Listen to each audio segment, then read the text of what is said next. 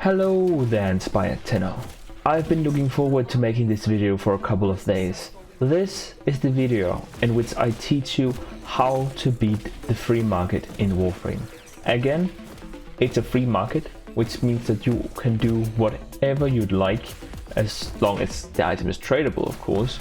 You can sell your ammo drum for 1000 platinum if you'd like.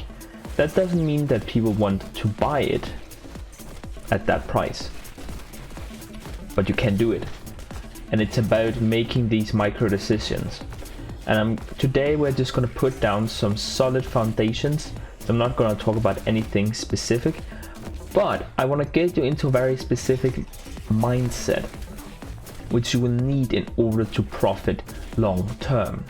So without further ado, let's get into that.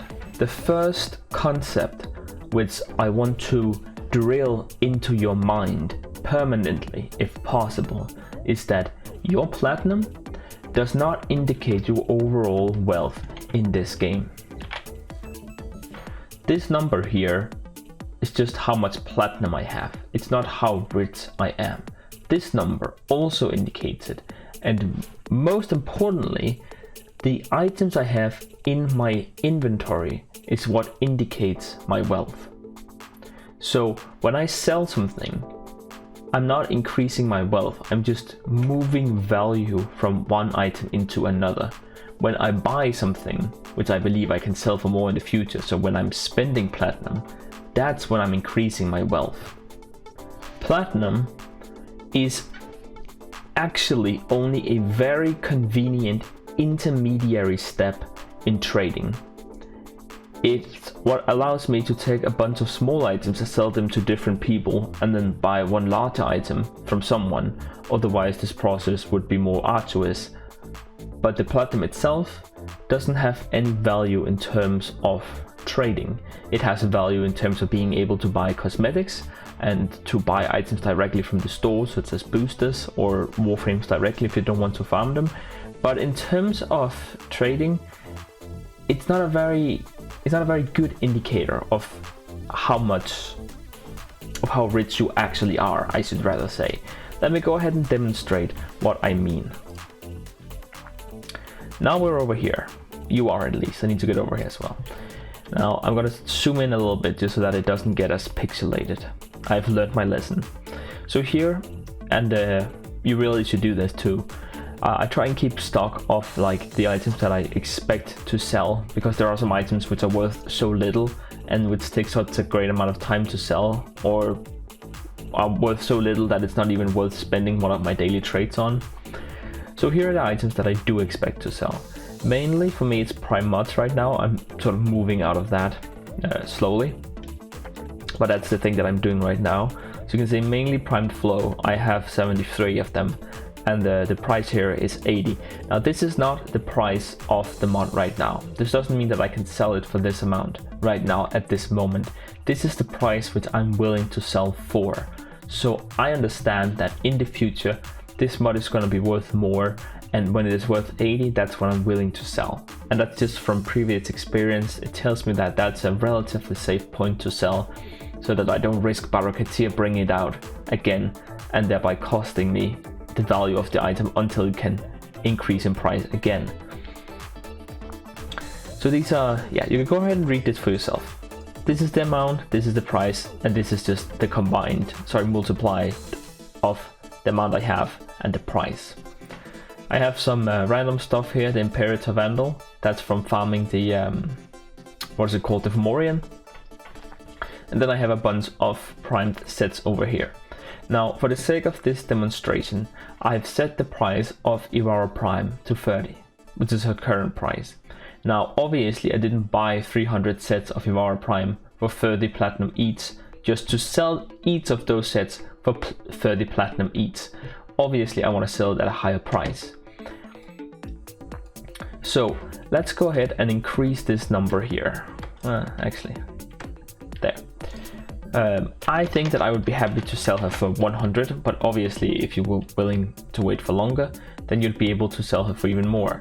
Before we do that, take a look down here. This is the current total value of all of the primed sets that I have stored away. And over here is my total value overall. Now you'll see that this number increases dramatically just by waiting for Ivara Prime to increase to 100 platinum, which, let's be honest, will happen eventually. And the reason why it increases so dramatically is because I have a lot of Ivara Prime sets. So why? I mean, I could have bought another set instead, Loki Prime for example, which will probably, each set will probably increase more over time. However, if it is, I think it's almost 6 times as expensive, that means that it has to, its rate of like increasing its price have to be 6 times greater than that of Ivara, because I can buy 6 times as many Ivara Prime sets with the capital that I have. Every time Ivara Prime increases by 1 platinum, then I earn 300 platinum because I have 300 sets. So obviously it doesn't have to increase by a lot before I profit greatly. And that's the lesson essentially. I want to work backwards. This is the ultimate goal. Now obviously you can't start here, but the point I'm trying to get across is the more resources you have, the easier it becomes. So just to be honest with you, the best way to make platinum in Warframe is not to farm, and there is no quick surefire way, just buy this and sell that for this price or whatever to get rich quick. It doesn't really exist. Brute force is kind of close if you're willing to farm that hard for a couple of days. That can get you kickstarted, but mainly you're gonna have to work your way up to this, and obviously I'm gonna explain how you can do that, but just to sort of establish a goal for you. Once you reach this point, you've basically made it. Next, I want to cover a principle which is probably pretty damn self-explanatory to most of you. It's that you buy low and you sell high. So explained in layman's terms, this means that you want to sell items for a larger amount than you paid for them initially, obviously. And I know that you're probably screaming at the screen right now, well, how do I do that? I'm getting there, but I just want to establish that that's the goal, to try to, try and get into the habit of thinking through that lens of I have to buy low and sell high. And often that means buying stuff when it is low and then selling it when it is high. Don't expect there to be a difference in prices that are great enough that you can reliably purchase item the same day and then sell them for a significantly greater amount later on. Warframe, especially in terms of trading, is a waiting game, and it's about knowing how you can use your idle time or to have the most passive gains. So let's talk about the cycle of content in Warframe. And for this I'll focus on primed Warframes, but trust me, it happens in other places as well. I will probably dedicate an entire video to this at some point. But basically, when a primed Warframe is released, within the first couple of hours they sell for somewhere between 1500 and 1000 platinum, and then they dramatically drop in price. The curve slowly sort of drops off, and it stabilizes close to 100 platinum. It does, however, continue to slowly decrease, little by little, day by day. Often, most Warframes, unless it's someone who is very popular, like Mesa Prime, most of them will settle on 30 platinum. This usually happens about 9 months into their release, and between these 9 months and then the subsequent 9 months until they are vaulted, that's when you should buy these Warframes. That's the time when they are at the cheapest that they will probably ever be. Even Warframes who have been unvaulted throughout the former system, where they were released for 3 months, they've never even come close to returning to the value of 30 platinum. That's due to the fact that, one, they're more difficult to farm, but secondarily, they're not out for long enough that their price can really drop down all the way, and that basically makes this a very safe investment. The fourth concept, which I want you to think about, is levels of thinking. This time around, it turns out that it's very worth farming the Prime Resurgence event, but it might not have been, right? And there are many game modes which are not worth farming. For example, if you want the galvanized mods, you should not farm arbitration to get it. You should farm the Prime Resurgence, sell your items, and then buy the galvanized mods from the arbitration store. Let's say that Prime Resurgence had been really poor. Let's say that it was quite a bit more different to get your hands on iron and you couldn't really get other rewards at the same time. Then what you should have done was ignore it. All the people who farm it are on level 1 thinking, which is just farming the thing which is the nearest and which is immediately ahead of them. They're basically farming the items they want. Level 2 thinking is moving beyond this and looking at what I can do instead to earn the same value, because at the end of the day, all that matters is the value of your inventory. Nothing else matters in the greater schemes of things. So ignore what items you want. Definitely, keep it in mind, maybe write it down, but don't go ahead and farm the things you want.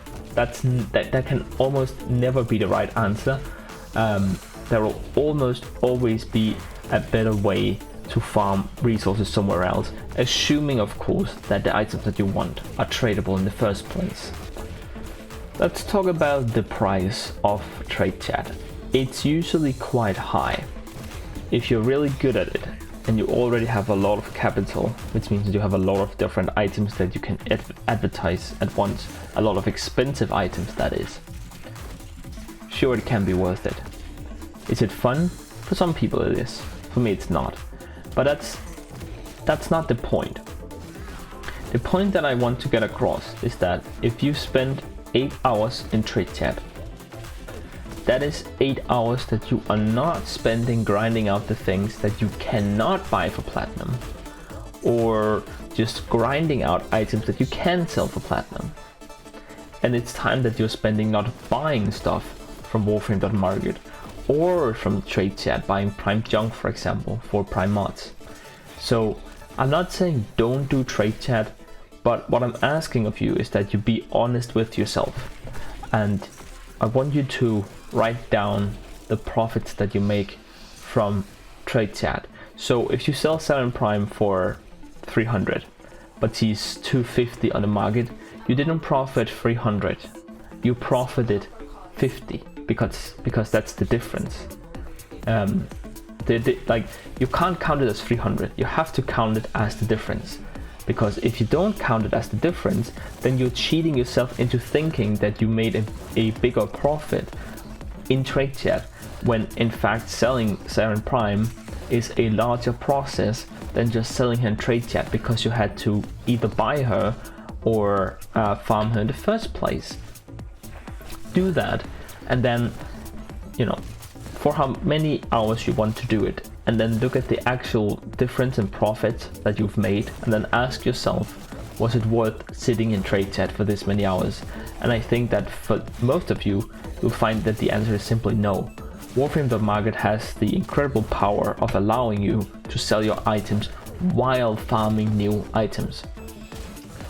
And that's very powerful, and that cannot be understated. I've had huge success as a trader in this game, and I've virtually never used trade chat. The final note that I want to end on is that you should be very careful when it comes to riven trading, because the way that it is right now, the riven market is very much so saturated to the point of it being nearly impossible to profit off it. If you want to buy unrolled rivens and then open them and sell those, that can be very profitable. But I'm talking specifically buying rivens and then reselling them, not rolling them, not unlocking them, but buying and reselling them. The only ribbons that sell relatively fast are some of the most wanted ribbons. And if you're not selling them as unrolled, but with an increased price because of the stats have to be really, really, really good to be sold within a reasonable amount of time. Some of the best ribbons for Rubico, for example, they do sell, and they sell for as much as 5,000 platinum, but that's because most people don't understand how difficult it is to actually get one of these perfect rolls. I'll break that down in a video someday, but it's not gonna be today. It's a very long and complicated topic. You can profit, but if you make a mistake, you can very easily lose 1,000 platinum. So be extra careful. I recommend you don't do it at all, but if you must do riven trading, make sure that you read the stats very carefully, because some stats become positive and some stats become negative when they are on the negative stat of the riven. So for example, zoom becomes plus zoom when it's negative. Be very careful of that, and don't let anyone tell you how much a riven is worth, because they don't know either. No one knows for sure. And be careful that you don't become someone else's customer, right? If you buy a riven from someone and you're not able to resell it for a higher price because it was already overpriced, then you're not the seller anymore. You'll become the customer of the trader from whom you bought the riven to begin with. Because of the difficulty involved with this, I'd say just stay away from it. There are like a handful of people who do well in riven trade, and you really have to be on top of it, and you have to spend many hours every day checking up on the different resource that is available for riven farming. Anyways, I think that's everything I wanted to talk about with this first episode, and I think I'll just see you in the next one. Oh yeah, and also don't forget to warframe.subscribe.